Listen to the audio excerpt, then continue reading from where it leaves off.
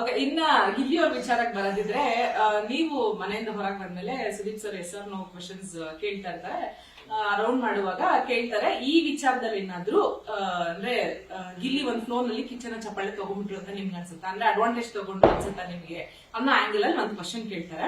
ಅವಾಗ ಕೆಲವರು ಹೌದು ಅಂತಾರೆ, ಕೆಲವರು ಇಲ್ಲ ಅಂತಾರೆ. ನಿಮಗೆ ಏನ್ ಅನ್ಸುತ್ತೆ? ಅಂದ್ರೆ ಅವರು ರಕ್ಷಿತಾ ಪರ ನಿಂತಿದ್ದು?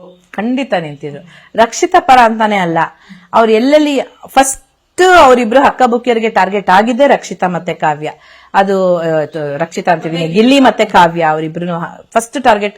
ಫಸ್ಟ್ ವೀಕ್ ಅಲ್ಲಿ ಸಿಕ್ಕಾಪಟ್ಟೆ ಟಾರ್ಗೆಟ್ ಮಾಡಿದ್ರು.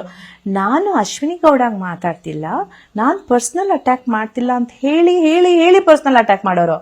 ನೀನ್ ಮಾಡಿದ್ರೆ ತಮಾಷೆ, ನಾವ್ ಮಾಡಿದ್ರೆ ಪರ್ಸನಲ್ ಅಟ್ಯಾಕ್, ಅಮಾವಾಸ್ಯೆ ಹಾಗೇನೆ ಆಗ್ತಿತ್ತು. ಅವಾಗ್ಲೂ ಬಿಟ್ಟಿಲ್ಲ. ಗಿಲ್ಲಿದು ಇದೇನದು ಬ್ಯೂಟಿಫುಲ್ ಥಿಂಗ್ ಅಂದ್ರೆ ಹೆಂಗ ಸುತ್ತಕೊಂಡು ತಮಾಷೆನಲ್ಲಿ ಹೊಡಿತಿದ್ದ.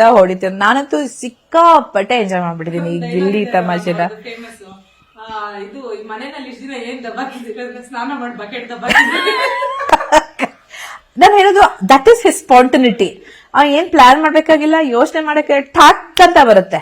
ಆಮೇಲೆ ಎಷ್ಟು ಇವರು ಟಾರ್ಗೆಟ್ ಮಾಡಿದ್ರು, ಗಿಲ್ಲಿನೂ ಅವ್ರನ್ನ ಟಾರ್ಗೆಟ್ ಮಾಡಿದ್ರು.